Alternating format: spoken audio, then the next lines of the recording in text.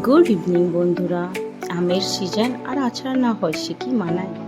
আমগুলোকে আমি ছোট ছোট পিস করে এভাবে কেটে নিয়েছি। এর থেকে আমি দু রকমের আচার করব, তেল আম আর কচি আম।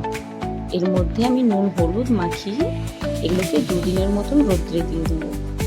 তারপর কুচি আমের জন্য আমি কাঁচা লঙ্কা আর রসুনকেও চপ করে নেব, ওর মধ্যে মিক্স করে দেবো। তারপর আমি কুচি আমে গরম তেল করে দিয়ে দিয়েছি। তেলটা আমি ঠান্ডা করেই দিচ্ছি। তেলের মধ্যে আমি হিং দিয়েছিলাম আর কাশ্মীরি মির্চ পাউডার। তারপর দেখো স্বাদ অনুযায়ী আমি নুন দিচ্ছি। তারপর এই আচার মশলা দিচ্ছি। আচার মশলার মধ্যে আমি জিরে, ধনে, শুকনো লঙ্কা, পান মৌরিকে ভেজে নিই আর এরকম দড়ি টাইপের গুঁড়ো করে নিচ্ছি। তারপর এগুলো আমি কুচি আমের মধ্যে মিক্স করে দিচ্ছি। তারপর এইরকম গ্লাস জারে আমি একে রাখবো। তারপর এটা রোদ্রে আরো 2 দিন দেবো।